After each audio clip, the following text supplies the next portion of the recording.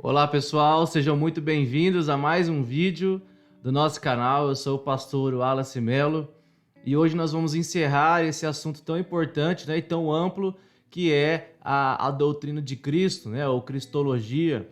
Os ofícios de Cristo é o último assunto em que nós vamos tratar. Esse assunto falará de como Cristo foi profeta, profeta, sacerdote e rei.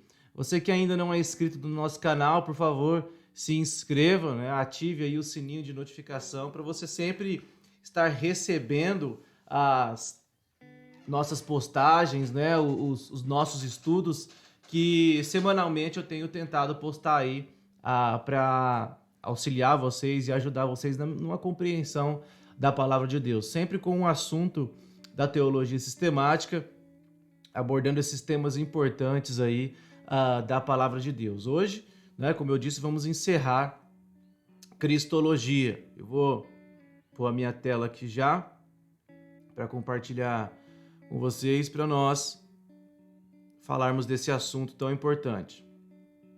Bom, os ofícios de Cristo, como Cristo é profeta, sacerdote e rei. É isso que a Escritura nos apresenta.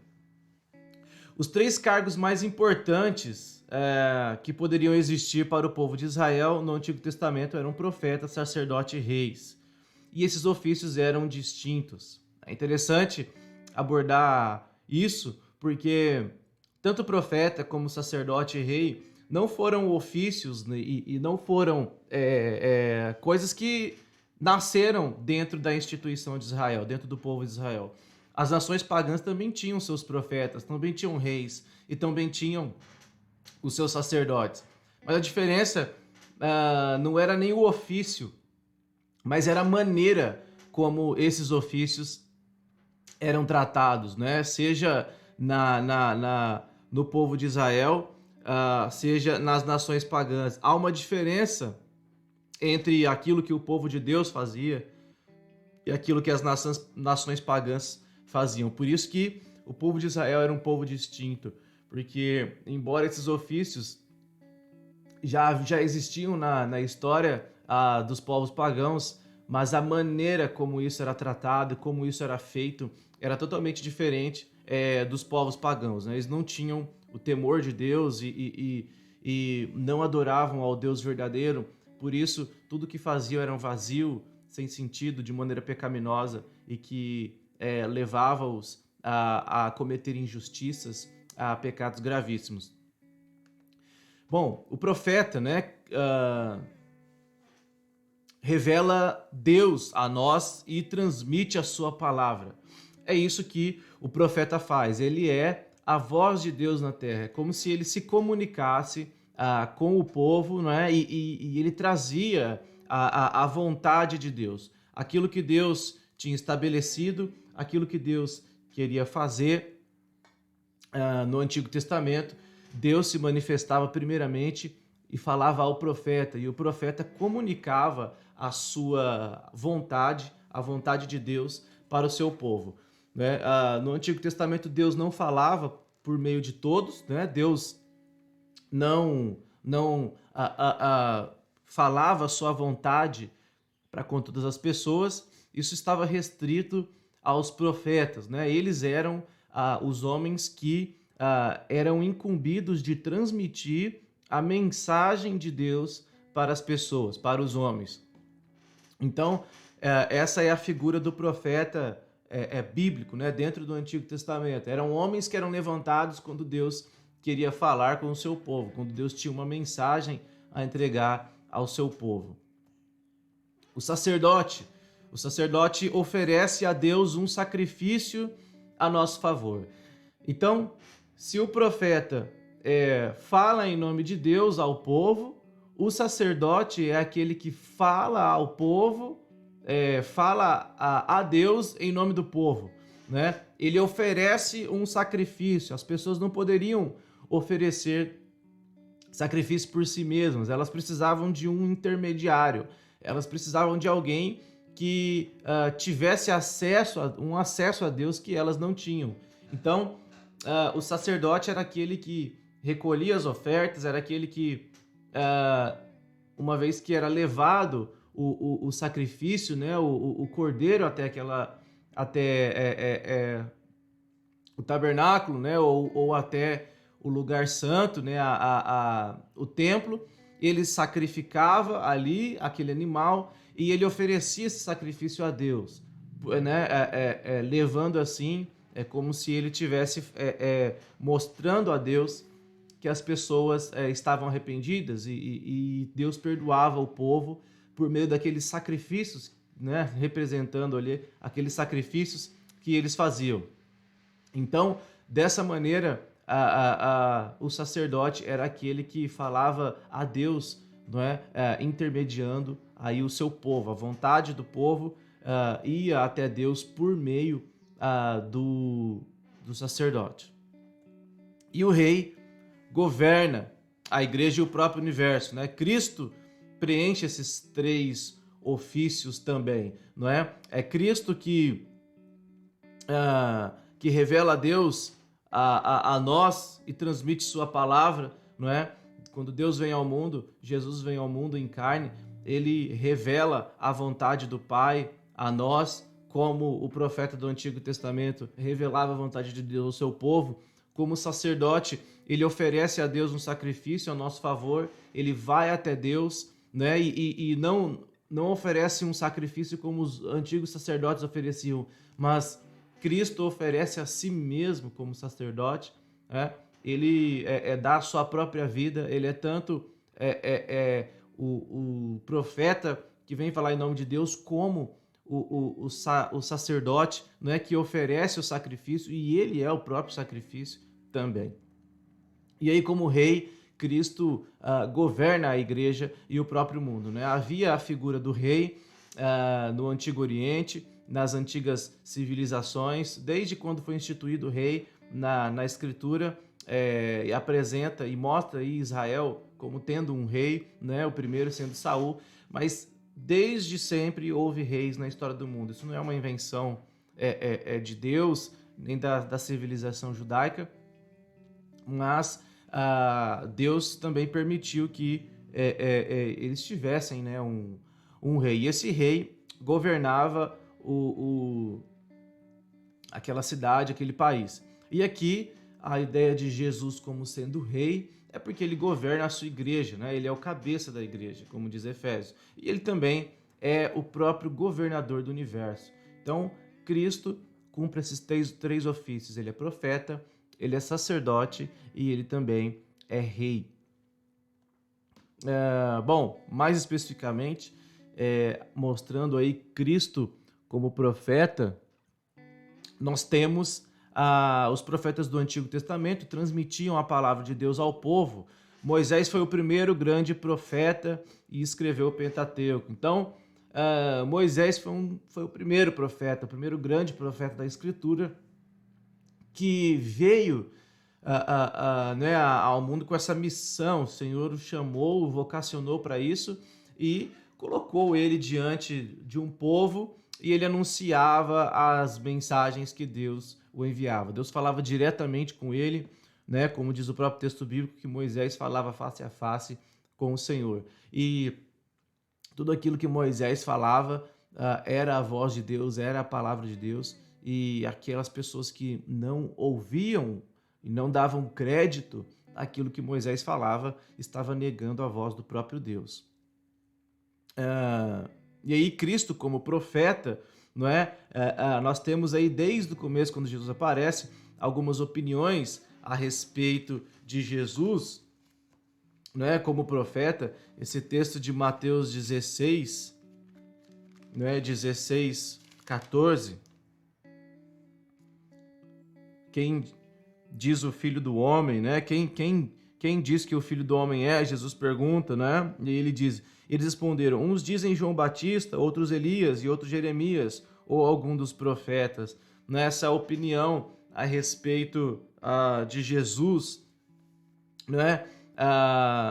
Outros diziam que ele era um grande profeta. Lucas capítulo 7, vamos dar uma olhada nesse texto, é interessante também. Lucas 7,16, Todos ficaram possuídos de temor e glorificavam a Deus, dizendo: grande profeta se levantou entre nós, e Deus visitou o seu povo. Então, desde o começo, Jesus não precisa, né, nem dizer que veio na qualidade de profeta, tem como ofício a profecia. Ele é um profeta de fato, verdadeiro profeta mesmo, né? Todos os que vieram antes dele eram um tipo, era uma sombra. Ele é de fato o profeta que deveria vir ao mundo, como é anunciado aqui. E Jesus de fato é esse profeta, e as pessoas reconhecem isso por meio das suas obras. Havia também uma expectativa de Cristo como profeta, e que viria um profeta, não é? Como diz o texto de Deuteronômio 18, não é? Moisés falando ao povo, e o texto diz que, né, eu vos enviarei um profeta semelhante a mim, a ele vos ouvirei em tudo quanto vos disser. É isso que o texto de Deuteronômio 18:15 fala, e João 6:14 tem algo relacionado a isso. Vendo, pois, os homens o sinal que Jesus fizera, disseram: este é verdadeiramente o profeta que deveria vir ao mundo, ou que devia vir ao mundo. Essa palavra revela que havia uma expectativa no coração do povo judeu dessa profecia de Moisés, daquilo que Moisés falou, de que um dia o Senhor levantaria um profeta semelhante a ele, né? E a isso o ouvirei em tudo o que vos disser. E aqui há uma confirmação no livro de Atos a respeito de Jesus como esse profeta, não é? Atos 3:22.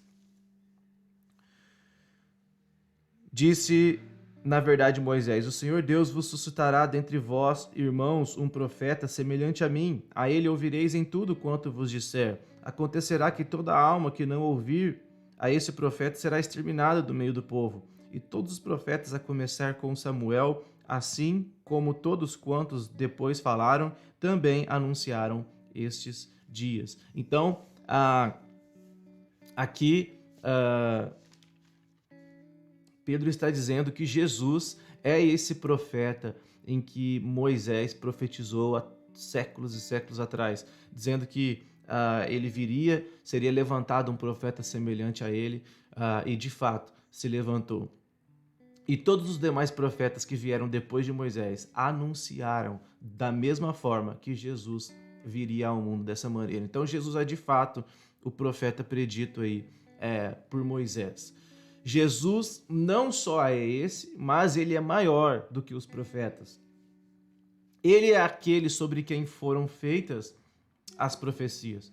Tudo aquilo que foi dito, tudo aquilo que foi mencionado, tudo aquilo que os profetas disseram, estavam falando a respeito do Messias, estavam falando a respeito de Jesus Cristo, estavam falando a respeito do Filho de Deus. Então, ele é o próprio conteúdo das profecias.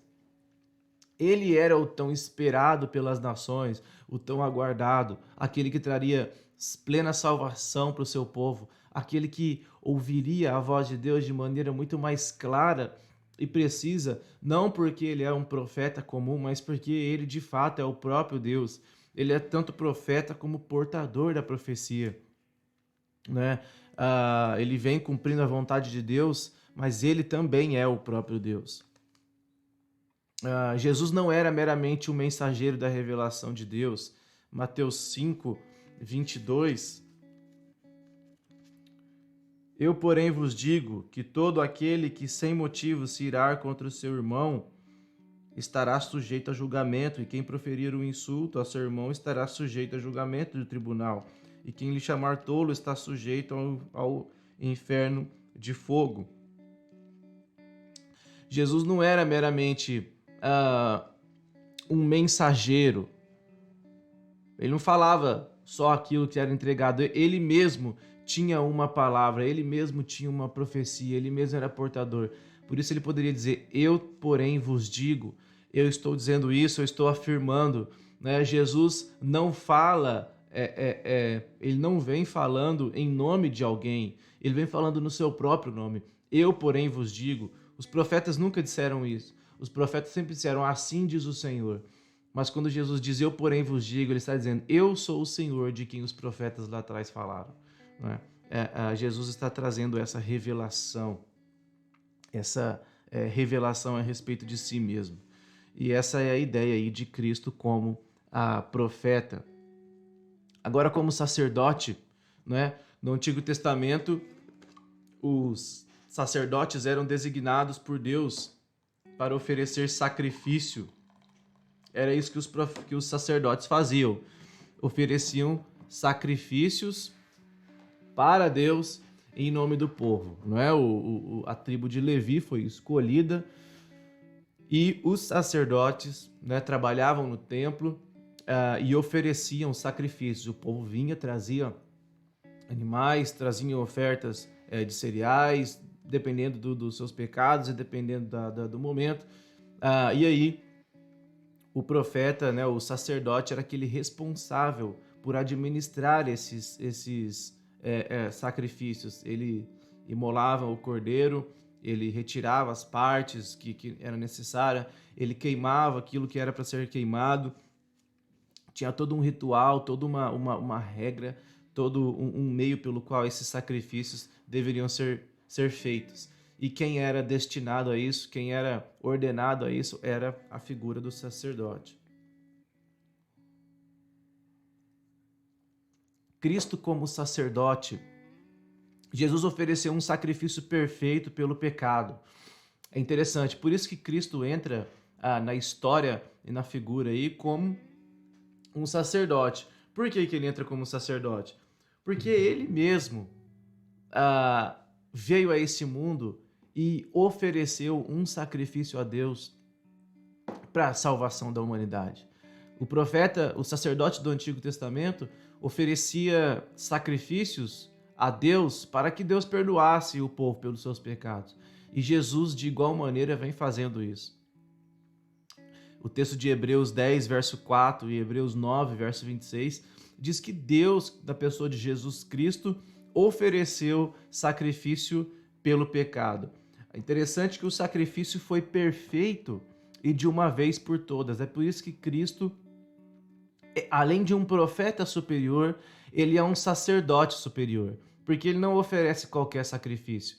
Ele oferece um sacrifício maior, mais perfeito, mais pleno. Jesus oferece um sacrifício de uma vez por todas. Ele não precisa oferecer, não é como os sacerdotes do Antigo Testamento que precisam oferecer sacrifícios todos os anos, né?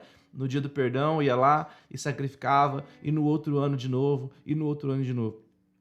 Jesus não foi assim. Jesus ofereceu um sacrifício puro, santo, reto, de uma vez por todas. Vamos lá, Hebreus 9, 26.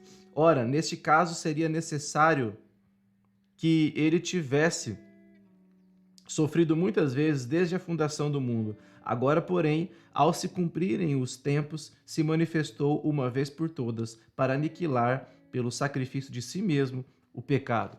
Então, se ofereceu uma vez por todas. Não há mais a necessidade de entrar no Santo dos Santos de novo, de aspergir sangue sobre o propiciatório. Não há mais a necessidade de sacrifícios humanos. Não há mais a necessidade de sacrifícios de cordeiro, porque Deus perdoou o seu povo de uma vez por todas.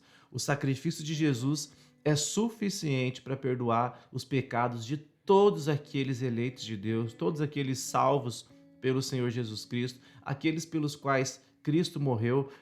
O sacrifício que ele ofereceu é suficiente para que o seu povo seja perdoado e alcançado pela sua misericórdia. O texto de Hebreus 10, verso 4, diz assim: porque é impossível que o sangue de touros e de bodes remova pecados. Então, por que o sacrifício de Cristo é perfeito, é maior, é único, é o único necessário, é o único preciso?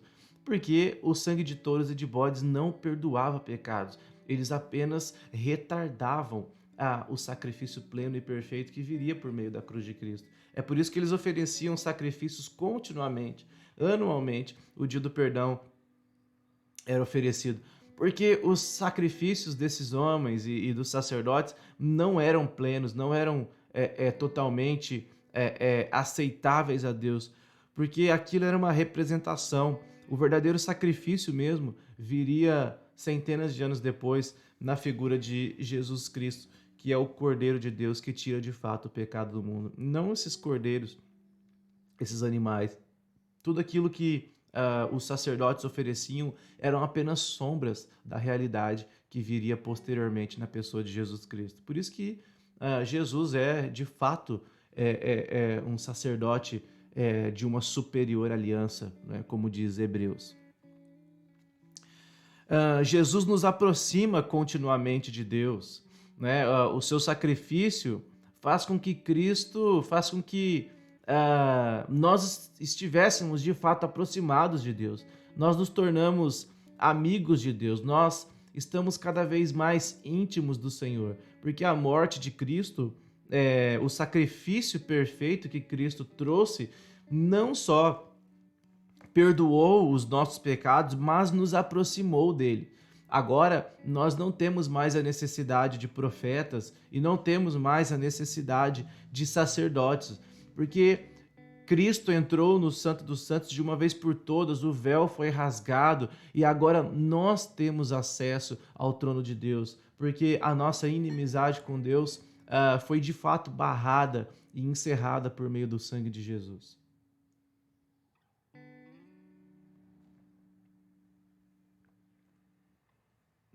Jesus abriu para nós a via de acesso a Deus, para que nos aproximemos continuamente da presença do próprio Deus, sem temor, mas com intrepidez. É isso que diz o texto de Hebreus. Agora vocês com intrepidez podem entrar no Santo dos Santos. Agora vocês foram perdoados dos seus pecados. Agora vocês podem entrar no Santo dos Santos. Vocês podem claramente acessar o trono de Deus, falar com o Senhor. Vocês não precisam mais de mediação. Agora vocês também têm acesso ao trono de Deus. A inimizade foi quebrada. O sangue de Jesus nos limpou de toda a inimizade que nós tínhamos contra Ele. E agora nós temos livre acesso ao trono de Deus, à presença de Deus, sem mediação, não é? Na mediação de Jesus Cristo apenas. Cristo como nosso sacerdote ainda, como sacerdote, Jesus ora continuamente por nós. Hebreus é muito forte, né, nisso, mostrando a grandeza de Cristo e a superioridade de Jesus, né, com relação aos sacerdotes do Antigo Testamento. Hebreus 7, 25. Por isso também pode salvar totalmente os que por ele se chegam a Deus, vivendo sempre para interceder por eles. Agora, você não tem mais um mediador humano nesse sentido. Alguém que você precisa recorrer e trazer uma ovelha, trazer um cordeiro e pedir para que ele faça o sacrifício e ore a Deus e peça perdão por você. Você não precisa disso. Agora você tem o próprio Deus assentado à destra de Deus, que é o próprio Cristo, né, que está assentado à destra de Deus Pai e intercede por nós, que ouve as nossas orações e clama a Deus para que Ele nos atenda.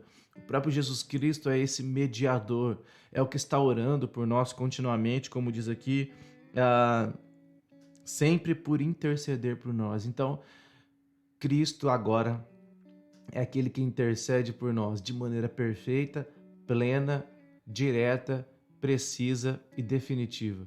Não precisa de outros mediadores humanos, você não precisa esperar uma vez por ano para prestar o seu sacrifício do Yom Kippur, né, do dia do perdão.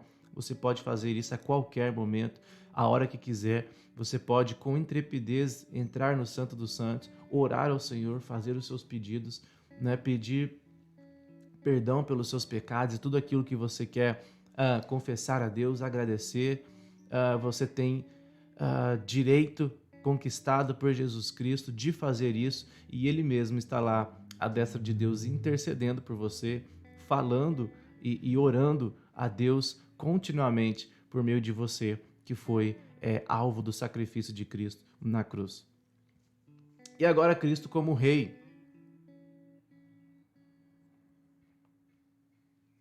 Cristo como rei. No Antigo Testamento, o rei tinha autoridade para governar as nações, né? A nação de Israel. No Novo Testamento, Jesus nasceu para ser o rei dos judeus. Está lá em Mateus 2, verso 2.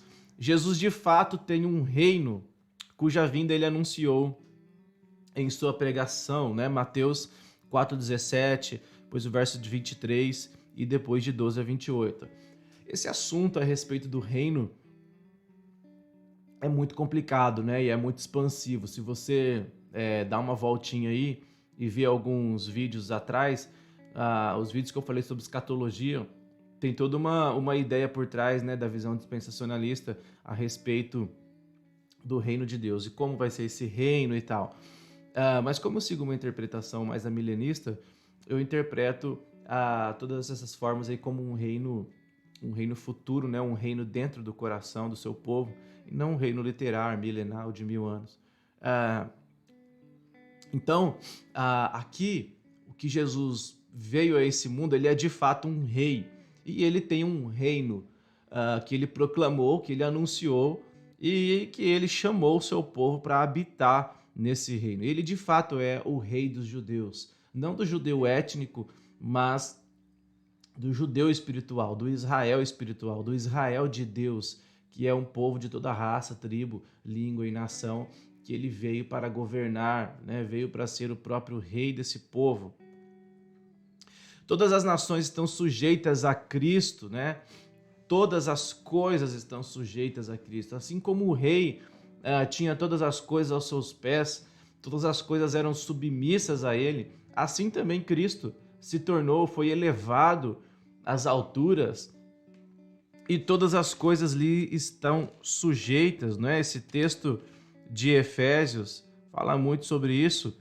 Efésios capítulo 1, verso 20, o qual exerceu ele em Cristo, ressuscitando-o dentre os mortos e fazendo-o sentar à direita nos lugares celestiais, o verso 21, acima de principados e potestade e poder e domínio e de todo nome que se possa referir, não só no presente século, mas também no vindouro, e pôs todas as coisas debaixo dos pés, e para ser o cabeça sobre todas as coisas o deu à igreja. Então Jesus é superior, Jesus sujeitou todas as coisas, Deus sujeitou todas as coisas aos pés de Jesus. Cristo é o rei sobre todo o universo, ele reina sobre todas as coisas, ele governa sobre todas as coisas, ele está entronizado, sentado à destra de Deus, ele governa o mundo, ele rege todo o universo. Então Cristo também cumpre essa função de rei.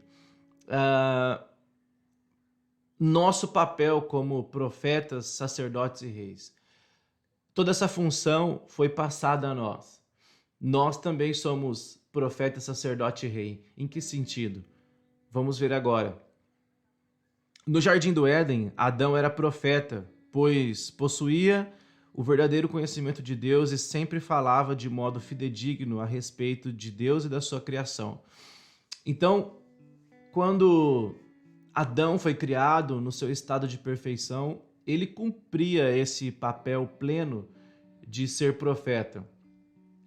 Ele possuía um verdadeiro conhecimento sobre Deus, e tudo aquilo que ele falava provinha do próprio Deus. Tudo aquilo que ele dizia era vindo de Deus, era um conhecimento que ele adquiriu do próprio Deus. Então, Adão era um profeta nesse sentido. Era sacerdote também, porque ele oferecia livre e espontaneamente orações e louvores a Deus, adorava ao Senhor, era o sacerdote do seu lar, era aquele que prestava louvores a Deus, era aquele que prestava um louvor santo, digno, sem pecado, né? Sem sacrifícios, um louvor perfeito, um louvor pleno, como Deus estabeleceu que fosse, né? Antes da sua queda. E era rei porque ele dominava sobre todas as coisas. Deus subjugou todas as coisas a Adão, né? Deus mesmo disse, olha, reine sobre todas as coisas, governe sobre os animais, governe sobre todas as coisas. E Adão governava. Adão executava isso de maneira clara, governava sobre a natureza, sobre os animais, sobre a sua família. Ele era, de fato, um rei, o rei daquele local em que Deus estabeleceu que ele fosse. Após a queda, ele não era mais profeta porque não acreditava, eles acreditavam em falsas informações sobre Deus. Essa ofício profético perdeu o seu sentido quando Adão deu ouvidos à sua mulher, que também deu ouvidos à serpente. E aí ele não ouvia mais a palavra de Deus, ele ouvia vozes estranhas e vozes alheias à vontade de Deus. Deixou de ser sacerdote porque foi afastado da presença de Deus por causa do pecado. Não tinha mais como prestar uma adoração verdadeira e sincera ao Senhor, porque foi afastado de Deus. Foi limitado o seu acesso ao trono de Deus. Também não era mais rei porque a terra agora não trabalha mais a seu favor. A terra agora é contra Adão, né? O próprio texto, se você olhar as maldições impostas a Deus por causa da queda, uma delas é que a terra vai produzir abrolhos, vai produzir espinhos e ela vai ser contra você, não é? Aquela terra que antes você subjugava, agora você vai brigar com ela. Você vai ter que lutar e o suor, você vai conquistar, você vai ter o que comer, mas vai ser com o suor do seu rosto. Vai ser muito trabalhoso, vai ser muito dolorido, porque a terra não está mais sujeita a você. Você não é mais rei da criação. Você deixou, você perdeu esse trono por causa da queda. Mas depois da morte e sacrifício de Cristo, houve uma recuperação parcial da pureza desses três papéis na instituição dos cargos de profeta, sacerdote e rei no reino de Israel.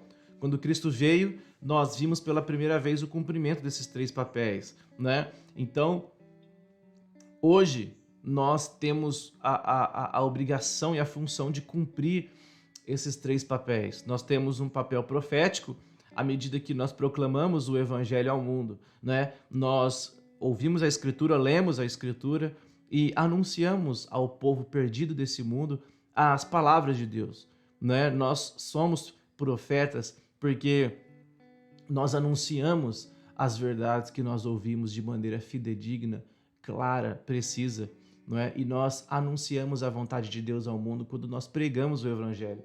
Quando nós proclamamos as verdades da palavra de Deus, nós estamos agindo como profetas nessa nação, entregando aquilo que Deus quer que nós entreguemos, não é? E por isso nós falamos em nome de Deus, quando nós ministramos o evangelho e anunciamos a palavra de Deus a todas as nações.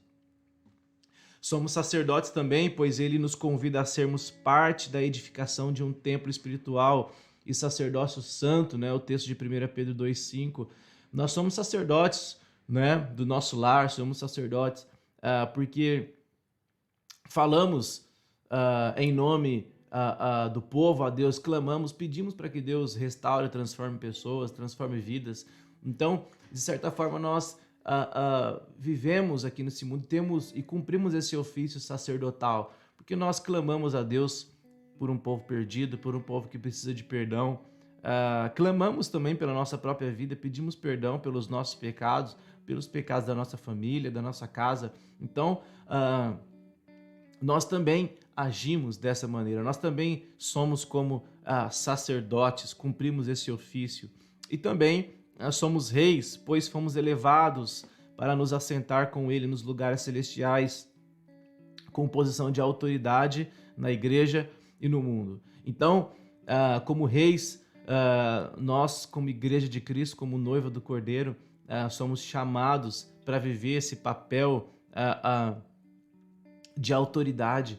A igreja executa o papel de autoridade aqui no mundo, de anunciar as verdades do evangelho, de levar Cristo às pessoas, de levar as pessoas até Cristo também, e de um dia iremos assentar nesses lugares celestiais de fato. O texto de Efésios 2 diz que nós já estamos nesse lugar, já estamos assentados nesses lugares celestiais em Cristo, porque a cruz de Cristo conquistou tudo isso para nós.